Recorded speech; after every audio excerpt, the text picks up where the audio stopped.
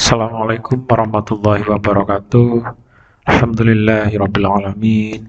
Hari ini kita ketemu lagi walaupun dalam situasi yang masih pandemi, kita masih melakukan proses kegiatan daring.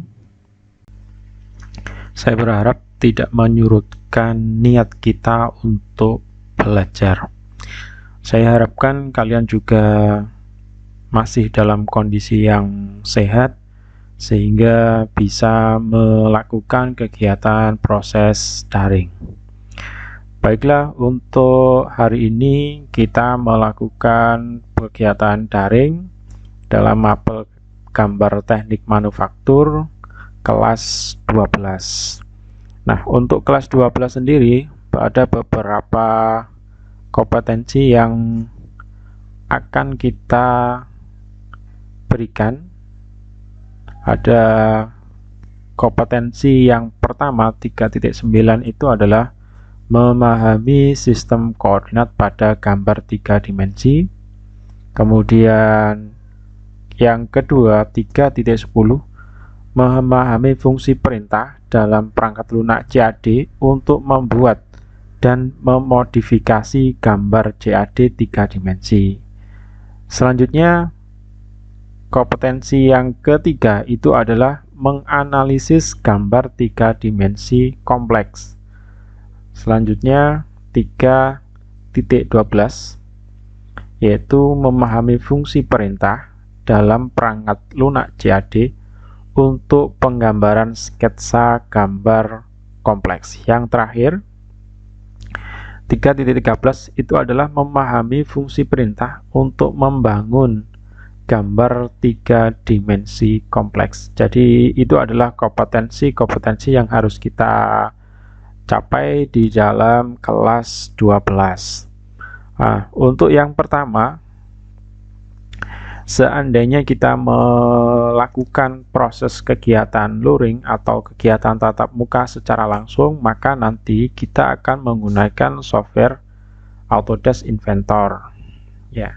Untuk yang kedua, alternatif yang kedua, apabila kita melakukan kegiatan PBM daring, maka kita bisa menginstal aplikasi yang bernama CAD GNA CAD.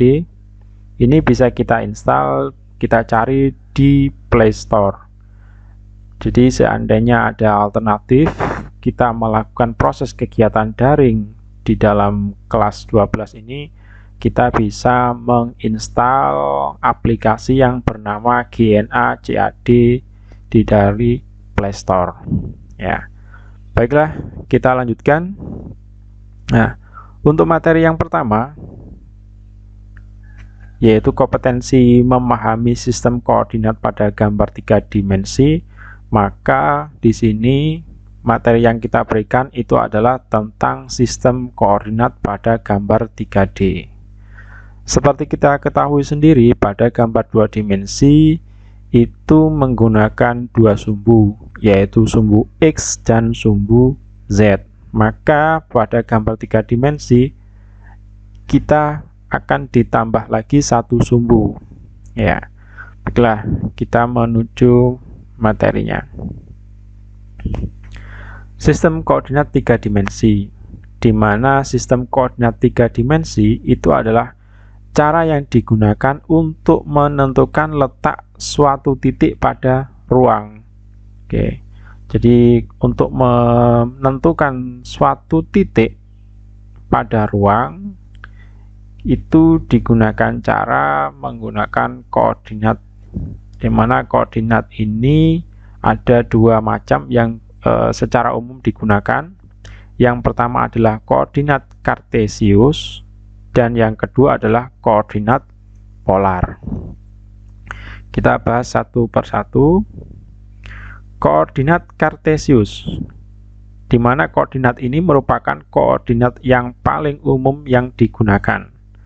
Oke, jika kita berbicara ruang 2 dimensi, maka koordinat kartesius ini dia memiliki pusat di titik O dan dua sumbu yang saling tegak lurus, yaitu X dan Y. Nah, untuk memahaminya kita lihat gambar berikut ini. Nah, ini adalah koordinat kartesius. Di sini ada simulasi sebuah gambar 3 dimensi. Kemudian di sini ada 3 buah sumbu, yaitu sumbu X itu arah mendatar, sumbu Y arah yang tegak, sedangkan sumbu Z arah yang ke arah melintang.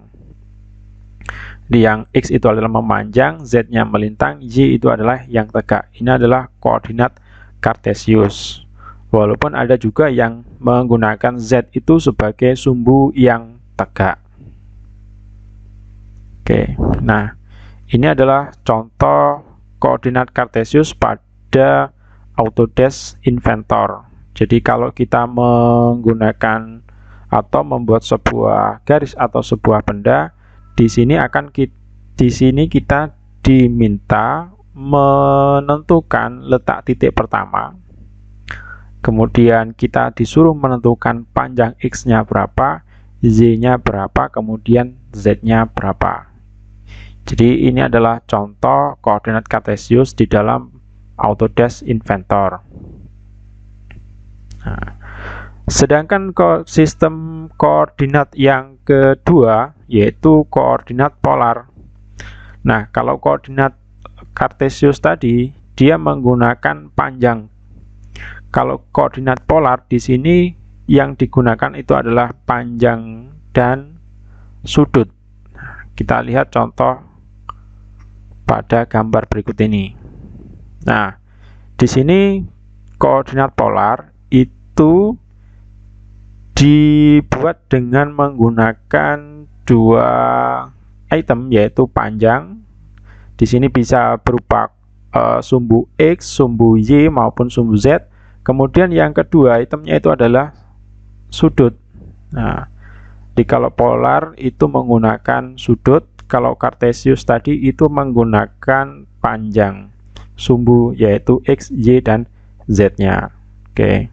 Nah, saya kira itu untuk penjelasan saya tentang sistem koordinat yang digunakan pada gambar 3 dimensi. Selanjutnya nanti akan kita sambung lagi dengan materi-materi yang lainnya, sehingga harapannya walaupun kita melakukan kegiatan proses daring, untuk ketercapaian materi itu bisa maksimal. Dan kami juga berharap kalian juga bisa secara aktif berkomunikasi baik melalui kegiatan pembelajaran di Teams maupun sistem di media sosial yang lainnya. Oke, saya akhiri. Mohon maaf atas segala kekurangan. Terima kasih. Wassalamualaikum warahmatullahi wabarakatuh.